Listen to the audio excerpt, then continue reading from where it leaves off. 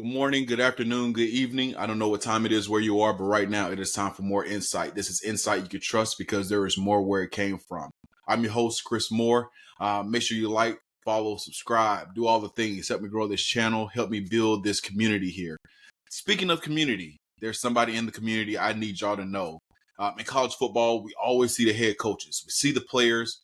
We hear about the five-star recruits, but there's a whole other side of the game that makes that all possible. That's where my guest today lives. From high school sidelines to championship programs, from long days in the film room, y'all, to building up rosters that can actually win on Saturdays. Hunter Sims has been doing the work that most people don't see, but y'all always feel it on Saturday when your team is winning. Now he's the general manager of football operations at Old Dominion University, a role that's becoming most pivotal, most important in college football today.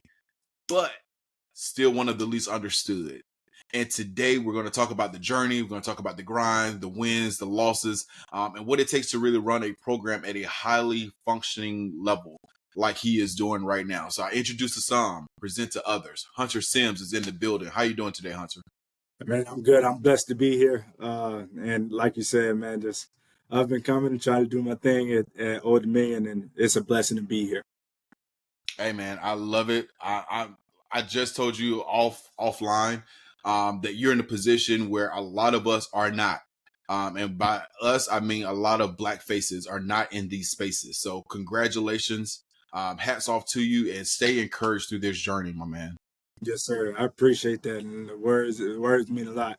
Just trying to, like I said, just do my job the best way I can. So, And in doing that, we see the wins that you've gathered. We see that you have championship pedigree. We see the headlines, but I want to go back to the moment when you were just trying to get your foot in the door. Paint the picture for me. Your first job in football operations. yes, What sir. was the reality versus what you thought it would be? Oh man, it's my journey is kind of different from everybody else's. I'll start off with saying that I went to the Navy out of college basically, and with me joining the Navy, it was more so just wanted to start my own pathway. My brothers Blake Sims played at the University of Alabama, so just being around ball since I was 12 years old, it made me realize personnel is what I wanted to do. I just had to find a way to get there. Yeah. Didn't want to live off of his money. I didn't want to like basically live off my family's money. It was more so just find your own way. And that's what I live on now. Like you said, of chasing the championships, of trying to make sure that my guys and on my staff are doing the right things, because at the end of the day, you create your own destiny, and that's what I did for myself. So, like you said, is just trying to find a way to keep getting myself better and better each and every day. So, like I said, started out in the Navy. Then just reached out to Eric McDaniel, which knowing me since I was a baby, which Eric McDaniel at the time was he was D-line coach at Troy University, and I just reached out to him and was like, man, I wanna get my foot in the door, whatever way I can, volunteering, whatever, let me in. And I got that call on January 7th, 2024. 2023. My bad. I got that call, and Seal Wood was like, "Hey, get to Troy by Tuesday," and it was a Sunday. And at the time, like nobody knew. Like Hunter didn't know how I was gonna get there. Like I had a kid, and it was like, man, what am I gonna do? And I found a way. I went in the negative for like negative $200, but I found a way to get there. And it was a blessing, because the people that I met there is like still in my life now, and they got me to the point where I'm at today. So I appreciate them with open arms and respect, which is like I said, Eric McDaniel, Shield Wood, John Summerall, Taylor Polk, Braden Breswitz. Those people I will forever thank for getting me in this position that I am today. You talked about being in the negative. I'm pretty sure some moments along this journey, there are some times where you're thinking to yourself, is this what I really want to do? I need to step away. Can you tell me, was there ever a moment like that, and what kept you from actually walking away? Yeah, of course. Man, like I said, I went into the negative. I was negative 200. but that didn't continue. I mean, that didn't just stop there. Uh, like I said, I had a baby while I was at Troy, and it was like it was like crazy to me because I didn't know. I really didn't know what I was going to do. And I said a baby. I meant twins. So Oh, like to straighten that up. So I had Jill and Gianna. I got another one, Grayson 3 years old. But man, it was just crazy to me because I didn't know what to do with my life.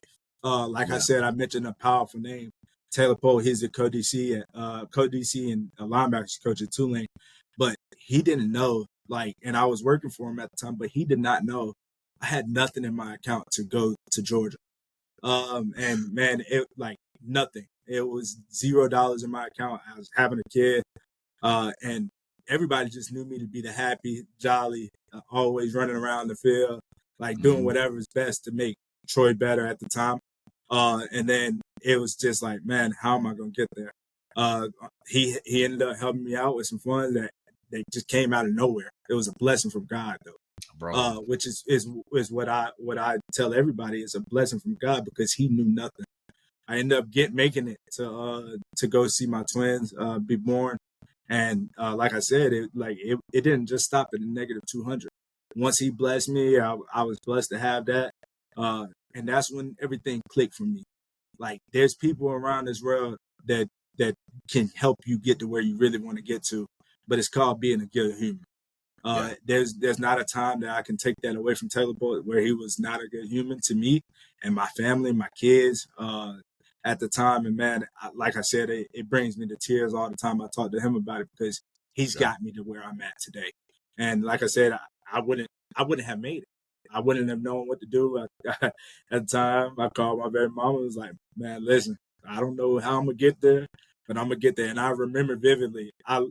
Coach John Summerall told me, he's like, hey, if you don't go see your kids, you're fired. Like, get out of the office. Yeah. And I literally left the facility, and I literally just went to go sit and play 2K. Because I didn't know how to get there.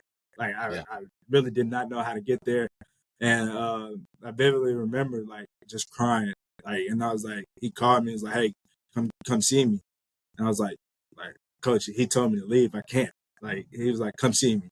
As you know, it like helped me out. It was God. It was God sent, in my opinion. And man, like I said, the negative is not always the negative. You got to think Mhm. positive at all times because at the end of the day, you just never know what God got in plan for you. Man, that's hey man, you having church right now because this sounds like testimony time. And I ain't mad about it. I ain't mad about it. You're living a dream that so many people would love. For instance, me myself. In another world, I would be a general manager because I always played Madden, but I never played the actual game. I was always in franchise mode. That's where I get down. Yeah, I was always trying to structure the salary cap, trade who I can, not get a big cap hit. So I do the GM thing in my mind. I do a lot of yeah. fantasy football. But what was it about operations that stuck out to you that made you say, you know what, I'm going all in on this? But you just said something. You do it in the game, I do it in real life. Yeah. Like I literally take it with a grain of salt. Like I still play video games to this day. And the reason of being just getting an understanding. Different things might come at you in different ways. But it's my job to go build the team that I want to build in real life. I was Hmm. actually just thinking about this last night. Um, I was talking to my girlfriend about it. And I was just telling her like, man, I'm really doing this in real life, but I'm doing it on the game too. But like, this is easy. So everything that's happening on this game, like I'm already used to it. Yeah. So like I said, man, it's one of them things where I took it with a grain of salt. I was like, man, I want to be the best general manager in the nation. But a lot of people say it and don't do it, or they don't chase what they really want to chase. There's a saying in the Navy: once you get out the Navy, it's never the same because at the end of the day, like you're always gonna be stuck in that Navy mindset. I'm still stuck in the Navy mindset of getting things done. Like Yeah. whether anybody likes it or not, I'm gonna find a way to get it done. I don't care what it is, what you throw at me. Find a way to get it done, figure it out, and work from there. Because at the end of the day, you never know when it's done. I'll share right quick. I was paralyzed whenever I played college ball. Mhm. Basically paralyzed 2.5 weeks, and man, I just didn't know what to do in my life. And I Yeah. was in a stuck part where I was like, man, it's over. But I knew the whole time this is what I wanted to get to. Recruiting the best players in the nation is what I want to do. I'm gonna always shoot my shot. You always got Yeah. to shoot your shot for whatever you want, which is what I did to become the general manager here at Old Dominion. Man. And because I figured we're in the same age range. So when we were younger, there's always that thought of, oh, when I get older, I'm not going to do it like that. But let's take it to where we are now. Now that we are older, now that we are in those positions with NIL, transfer portal, what's one or a couple of things that you've had to completely unlearn since stepping into this role? Oh, that's a great question. I think one thing that I had, you said unlearn, correct? It Unlearn. The one thing that I had to unlearn is feelings. Yeah. Like you cannot bring them into what you're doing in the recruiting realm. I love our guys like to death. I don't care what it is. I'm a player GM. Some people say player coaches. I'm a player GM. Mhm. I want you to come spend that time in my office. I want you to come build a relationship with me because that's what it's about. Yep. I want you to be able to call me and be like, "Hey, Hunt, come to the game this week. We play against the Atlanta Falcons. Guess what? I'm there." And that's one thing that I had to take away from all the relationships that I do build is Mhm. my feelings of whenever I might have to let somebody go or somebody might have to take a step down. Even my staff, it's a lot of things that can play a factor in the being the general manager of a team because at the end of the day, you get a lot of curveballs thrown at you on the daily. A lot of Mm. people say it all the time, but you never know because of the curveballs. You don't really get to do your job how you really want to do your job. Yeah. Uh, and like I said, we just talked about it, how I want to shoot at those big fish. But at the end of the day, we're still at Old Dominion. So some people look at it and be like, nah, I don't want to, it's not big enough. But at the end of the day, if you don't shoot your shot, you'll never know. And that's where, for me, I had to unlearn my feelings was a big thing involved at the beginning when I was young and not understanding. So I was building these relationships with these players, and man, it's tough to see them leave. Like you said, the transfer portal. So Yeah. with them guys realizing that they can go get $400,000 to $500,000, it's crazy. I Yeah. was sitting in the car with a guy that we ended up bringing over to Tulane. That's now with the Jacksonville Jaguars. I won't mention names, but I was sitting in the car when USC called and offered him 600. I was also sitting in the car when Tennessee called and offered him 600. But I had to make him understand that you trust me with your last year, or trust John Summerall with your last year, you're gonna get to where you want to get to. And he ended up being drafted in the third round this year. So this past season. Uh, so man, it's a blessing. And I feel like that's what Ricky Ronnie does here. Yeah. Honest truth is care about the relationship part of it, but he's a straightforward guy. He's not gonna lie to you. He's going to tell you black and white, what's wrong, what's right. And that's just what it is. I think that's the biggest learning curve that I learned since I've been here with Coach Ronnie is that he's going to share exactly what he feels. And Yeah. I think being here since January has made me raise my antennas on, hey, you got a lot of learning to do, dog. So and it Yeah. was to myself, really. It wasn't even nobody else. It was to myself. Because at the end of the day, he made me realize what being a general manager is really about. So, like I said, it's a blessing to be here, and I wouldn't be here without Coach Ricky Ronnie. Let me ask you this. I know that you talked about a learning curve. Um, Now, mind you, again, I play GM mode. I play Dynasty on College Football 26 and 25. So, what's one thing, if I followed you around for a week, what's one thing that will surprise me about your day to day? My work ethic. Oh, by Oh, far. that's good. People don't realize, even at practice, I'm outside, I played for our wide receivers coach here. Cody Cook is another reason why I'm here. But I played for him at Hutchinson Community College. And to say that is to say this, like I said, it takes nothing to be a good human. Yeah. So with saying that, man, you follow me around, you be like, bro, do you ever sleep? Do you ever do this? Do you ever do that? Like, I'm just a grinder. Like, like I said, I don't care what it is you throw at me. If you throw it at me, I'm gonna find a way to get it done. I don't care. It might not be the way you thought it was gonna get done, Yeah. but it is done, and we don't have to go back on that work because I handled it in the professional manner that I handled it in. So like I said, you don't follow me around for a week and you be like, bro, can we go to sleep, or can we do this, or can we do that? Because how much I was actually talking about this at the symposium. Symposium, basically a personnel and recruiting, like basically convention that we have in Nashville. I just came back from it, but like a lot of the things were kind of repetitive to me, Yeah. in a good way, for the symposium, because all of it was relating back to getting things done. Mhm. And I feel like if you don't have the get things done mentality, you're not gonna make it in this profession. Like, it's Yeah. just not gonna happen. And so I take pride in everything that I do. And I take it from James Blanchard. James Blanchard said, I'm organized in my own mind. He said that on podcast, and it stood out to me.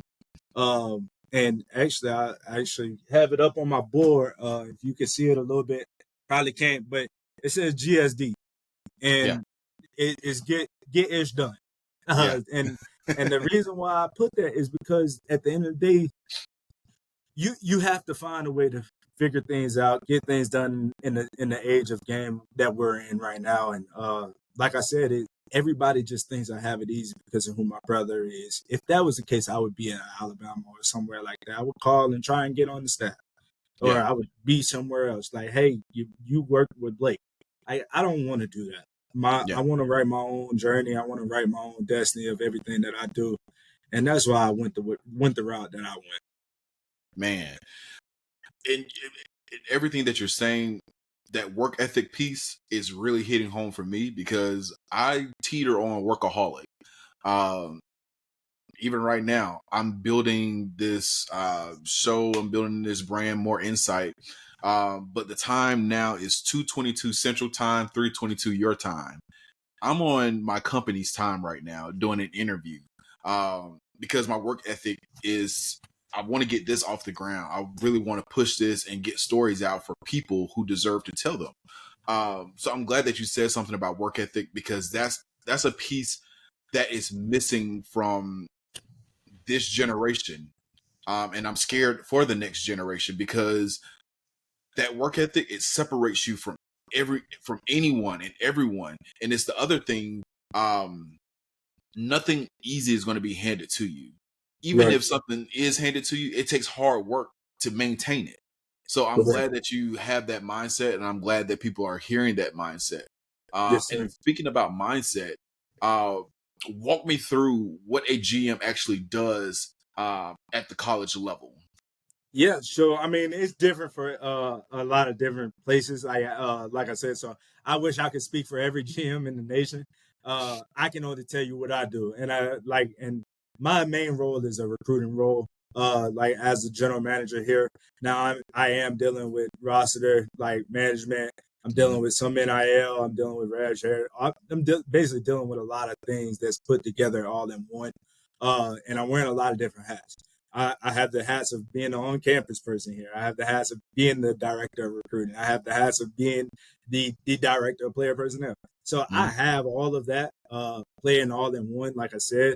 And it's not an easy challenge. But at the end of the day, it's about basically just like I said about the grind and the mindset of basically how I can basically become a better GM of in the recruiting world Yeah. of being the general manager, if everybody wants to say that. Mhm. But like I don't take the title lightly, because at the end of the day, it's still a title that I want to maintain throughout the rest of my years. And like I said, it's not about where I'm at now. It's about where I could be in the next 10, 15 years for my Yeah. children. And that's where I make sure every day I take it as an interview with my job in as the general manager. But to get back on the general manager, what I do on a day to day is basically is take over the whole recruiting database here, Mhm. and that's from top to bottom. I'm calling the shots on who we're taking, who we're not, things like that. So in that nature, but I'm also trying to build a relationship with our players. Yeah. On an everyday basis, it's hard because you are dealing with a lot of different things as the general manager at this level.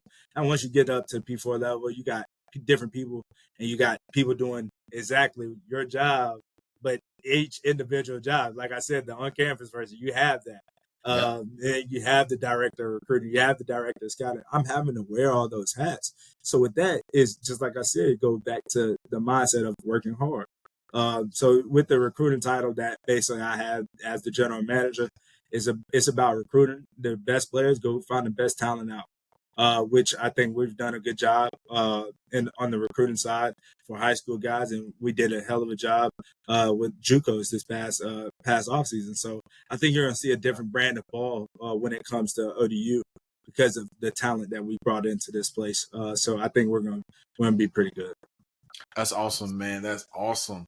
So let me ask you this. With the GM role on the college level, can you see if it would be as big as a general manager position in the NFL? Yeah, definitely. Somebody just said it this past weekend. Like I said, I went to the symposium. It's basically the same thing. Like now you're not dealing. The only thing that they're not dealing with is basically how they're not dealing with the parents, or they're not dealing with the agents really. Yeah. Like that's part of it. So for here, like being able to take those parent calls, like, hey, why don't my son have a real ID? Like, I just want to recruit. Like, Yeah. I'm having to deal with real IDs and things like that, which is fine with me. Like, I will take a parent's call. I will answer because like I said, I'm a relationship person. Yeah. So I don't mind it for me because at the end of the day, that's my job. I take Yeah. it as my job and I just get things done. So that's just what it is to me. But to everybody else, it might be annoying. But like I said, I take it with a grain of salt. Just get it done, find a way. But I think it's kind of the same thing, in my opinion. They just don't have to deal with all the chaos that come with the NIL and things like that. They're not worried about that. Their cap guys worried about it, and then like I said, they're choosing the guys. These Mm-hmm. guys are choosing us, so it's different. And so just making them understand of why they need to choose ODU over somebody else is a challenge sometimes. But at the end of the day, if you have the right mouthpiece, I think you'll be all right.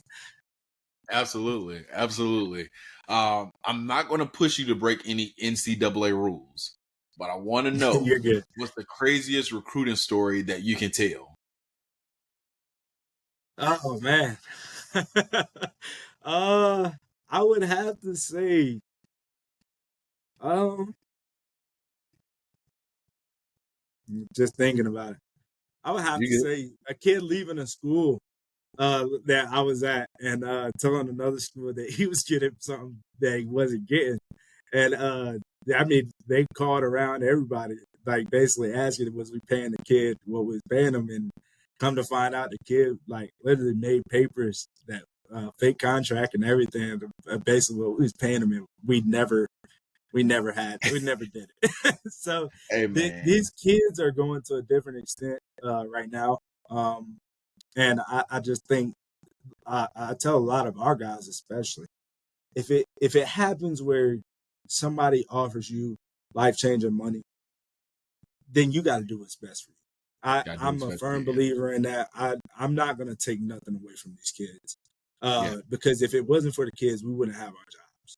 Absolutely. And so at the end of the day, I tell guys all the time, just be smart. If you're 1 year and you're going for 400,000. Okay, that might be the last 400,000 you ever see in your life. Yep. That's not life changing money. Like, because at the end of the day, I'm trying to go get you paid. Where Exactly. now you're on a rookie contract, and then guess what? They loved you so much. Now you're on your second contract. A lot of people don't realize they don't make it to their second contract, and Second contract. Yep. that's where the money is really paid at. So I think it's bigger than what it is now. On as far as in making 300, 400,000. Yeah, that's good. Don't get me wrong, but you going to make 300, 400,000 somewhere, whereas being the backup or the number three, guess what? you're not going to get the production that you need to get to the league. So at the end of the day, be real with yourself. And I'm not trying to deteriorate you on taking that 300, 400,000. I'm just trying to make you realize life. And Exactly. that's what it is. Life come at you hard, but life gonna keep going regardless whether you like it or not. So you go take that 300, 400,000. Guess what? You're not gonna play, and then guess what? You're gonna be calling us after a year, like, hey, can I come be a GA? I'm gonna tell you, yeah, because I got a good heart, I'm a good person. But I'm gonna tell you, I told you so. It's And gonna be I a lot of want you to be conversation. right. You're gonna have to be a man, just like I gotta be a man when I choke up and I tell the coach, hey, let's pay such and such this amount of money. And guess what? I gotta bite my words on it if he's a bad player. So Yeah. I gotta be a man to myself. I gotta be a man to Coach Ronnie and tell him like, hey, I did wrong. I messed up this one. But at the end of the day, we're human. And I think that goes over a lot of people's head. You're still human at the end of the day. I'm a general manager, but I'm a human. Like Yeah. treat me as if like that, and that's what I want. And I walk around here all the time and tell people like I'll go sit in the analyst office all the time and I'll just like chop it up with them and tell them like, hey man, like what y'all in here doing? Like have fun, like have a sense of humor. Like y'all just Yep. get so uptight when I walk in the building. Like I'm not that person. Like I want to have fun. I want to be able to joke around. I tell guys all the time, come sit in our office. Come sit in my office. You're gonna see exactly who I am. I'm not gonna front for nobody. Yeah. So that's what I tell the guys all the time. And even in this GM world or this industry that they want to call it, I'm gonna be Hunter Sims all the time. And I'm not gonna change for nobody. I mean, being who you are is how you got here, and being who you are is how you're gonna stay here. Right. One of the things that you said, it makes me think about the quarterback from Tennessee, Nico. He Yeah. left Tennessee because he wanted more money, but goes to UCLA, where he's essentially losing money because he's in California now. Yeah. He needed somebody like Hunt on his team to be like, "Hey, bro, it's not gonna work like you think it is with this money situation. If you Yeah. talking about money, don't go to California. Try to find another program or something." Yeah, and I was like I don't really I'm not gonna really hit on the situation, but Yeah, Nico at the end of the day, Nico and his family and his people they felt like it was what's best for them, and I yeah, hope it works out for Nico because I actually got to coach against Nico in a 7-on-7 before I got into college, and the way the kid carried himself is impeccable to me. Now some people might not like it, but he's very respectful. He's mhm, always like it didn't matter whether it was a big dog or not. He spoke. And that's what I yeah, liked about Nico the most, character wise, because some people drag his character. So I really actually like Nico, and I'm all the time talking about Nico, because that's like even though it is what it is. He went to UCLA from Tennessee. It might have been what's best for Hype, and I'm talking about true, Josh Heupel too. Like I don't know. And like I said, which is why I think it's important to have what you just said, a guy like me in the building, and yeah, not to toot my own horn, but all these players lean on me. yeah, I don't like it. It's just is what it is. I'm like a magnet. I feel to some yeah, of these players because they relate to me. And I think that's the best thing for me to continue my success is to keep building this the relationship portion with the guys that we have on our roster. And that's what I think I did best with coming to Old Dominion because Ricky Ronnie allows me to be there for our guys and things like that. Where like as like when I was with the Summerall staff, like free range, do whatever. But like now it's more controlled. Hey, Hunter, you got a job that you actually got to do, yeah. and but I still want you to be around our guys. And so I think it was a win-win for me coming here to Old Dominion. I think that staff over there at Tulane is going to do a great job. But I'm just excited. I'm really excited and jittery for what's about to come here at Old Dominion. Speaking of Tulane, you're at Old Dominion now. I know you miss the food down there, don't you? Oh man, hey, 504 got the best food, man. Shout out to Coach Carter, man. Man, Shout out to one Coach Carter over at Tulane. He always putting me on with the good food spots. Coach Brock Hayes down at Tulane putting me on with the best food spots, man. I'm telling you, it's always the food there is amazing. man, I know it. You ain't gotta tell me. I it's something in Louisiana, man. Like people just talk about New Orleans, but it's Baton Rouge. It's Yeah, everywhere. It's Lafayette. It's everywhere. yeah. There's going to be good food. So Mhm. I hope they can send you a care package or something. Hopefully, you can make your way down there just to get some food or something. It's crazy because when king cake time was around, a lot of these guys up here never had king cake. I bought Oh, the whole staff. I bought the whole staff some king cakes, man, and I saved one for myself to have it at the house, and I had one here. Man, they ran through it in like 10 minutes. I was like, man, I'll be you're right gonna have to back. double that order next year, man. You're gonna have to I double it am. up. I am. They tore the king cake up, and they didn't believe me about the baby. So I told them, whoever got the baby, they gotta make sure they buy the next one. Man, king cake is where it's at. Yes, sir. I found Bluebell ice cream. I don't know if it's like a seasonal thing, but I know they had like some Mardi Gras ice cream. I Yeah. had to put it away, bro, because I was putting on too much weight. I said I can't do it. I cannot do it. Yeah. Um, I want to go into another part. It's called 3 on 3. So I'm Yes, going to sir. give you 3 questions. You give me your top 3 answers. Like I said, I listen. I don't judge, but I do make assessments. So we'll circle back and see how your list shapes out. Yes, Uh, sir. First question: give me your top 3 '90s shows / sitcoms.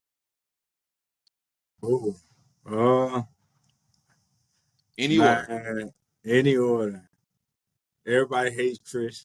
I Okay, don't know if it's '90s though. I'm trying to make sure. we'll throw it in 'Cause- there. okay, because I'm like real. I'm '97, so I'm 1997. So I might be a little off. So, Tad but bit, but damn I'm it. gonna give you grace. All right, so I mean, SpongeBob was one. Oh I don't man. know. I don't know. Like really, so you really got me at a bad disadvantage right now because I don't really know. But I guess I told you. You caught me off guard with this one. Oh, I'm gonna change it up. Instead of '90s, give me your Martin is another one. I'll okay. go with Martin. You I'll close go it with out Martin. good. You close it out good. Freshman, I, Fresh Prince Bel Air, Bel Air. that, that's the stuff I was looking I, for. It's all hey, good, man. It's you all caught good. me You off get guard with that one, son. all good, man. Give me your let me see. Give me your 3 favorite football players of all time. Oh man, I actually just tweeted at my favorite Cam Newton. Uh, I love like Cam. I will sit here and testify. Like everybody just don't know who that man is. Like even from like the little things that he did for me while Blake was in college and stuff like that, being able to watch. Like I wasn't the best player. Like I'll just be real, I wasn't the best Yeah, player. But I played in college. I had a good time playing, things like that. But at the end of the day, Cam always found a way to make sure me and my family was good. Like, yeah. and it wasn't like I'm not saying money wise. I'm talking about just, hey, Hunt, you good? Yeah, I'm good. Like, and it was through Kalen Newton, which is his brother. Like Yeah. they were always real to me. And then like I mean, it's not I'm not saying like this buddy, but it was just always real to me. Every time I see them, they speak. They knew who we were, and things like that. Especially being from Atlanta, that was one of the things that I always stood on, which is Cam Newton. So Cam Newton, my first. They can say what they want. My brother Blake Sims, probably one of the best I've ever seen play. Yeah. And even to this day, man, he's always willing to learn. And I was helping him through the times of him not knowing how to look at a playbook or Mhm. things like that. I always had the brains in our family, so just to testify for Blake and who he was as a person that everybody seen him as a running quarterback or whatever. Blake was always spending time to learn and trying to figure out how he can use his learning curve to Yeah. learn how to learn the playbook or this and that. So with the learning disabilities and stuff like that, it's just what it is in the Right. day's age. My third one, man, and he don't know this, but Caleb Ransaw. Oh wow. He Oh yeah. he's actually one that just got drafted from Jacksonville Jaguars. But just how he came in the building every single day, the kid just worked. It didn't matter what it was. And I know that's like two quarterbacks, one defensive player. But he made me understand what defense kind of really is. So as the time of learning, like I said, of getting out of the feelings of, dang, bro, I don't want you to go there because of this and that. It wasn't about that. He was truly my brother and like really understood why I was making sure he didn't go to these type of places because like of the reason of being, hey, I want you to go get that second contract. Mhm. I want you to go play in the league because who knows if he would have went somewhere, then he might not have played. So Yeah. those are my three. Those are my three, man. I truly love them, and it's more than ball to me to Yeah. say that. Awesome. Going back to Cam, and I'll touch on your brother as well. Yeah. Um, Cam, I'm from Atlanta, Yes, born sir. and raised SWATs, so I'm familiar with Cam. I used to work in Dick's Sporting Goods, and I remember one time he came by. First of all, that dude is huge. Yeah. It, when you see him in person, Cam is a football player. Yeah. People say he's that dude is a football player. He Yeah. was born to play football. But he was in the store and he bought like 50 footballs for like some youth. And I was just like, people don't people see the Cam on TV and they think Yeah. this idea of him, but he's totally not that. I liken him to like a Coach Prime in the sense that you see all this bravado, you see all this, I guess if you will, flamboyance, you see the extraness, but when you see them, they are legit cool, like Yeah. laid back. They make jokes, they're funny. So Hmm. shouts out to Cam Newton. I'm a big fan of his. I've become even a bigger fan of his since he's transitioned to media. So Yes, shouts out to sir. him. No, and that's like just to give him his props, man. He is who he is. Yeah, Like they can say what they want, that man's still going to do what he do because he knows like he's comfortable with himself. And that's what I think Cam does the most. And it don't matter what he wear or what he do. I think he's comfortable with himself, so he understands himself more than anybody that yep, I have seen. And I so like when you talk about this doesn't surprise me. And like to some it would surprise, but like Cam is Cam. Like I said, I always looked up to Cam, like because yeah, of that reason. Cam knew like I didn't play on the All Star team like how I wanted to, like things like that. yeah, But at the end of the day, it wasn't about that. He still made no, sure that I was good. Like he knew, but at the end of the day, that's just what it is, and that's just where it stood with everything. So I appreciate Cam. absolutely.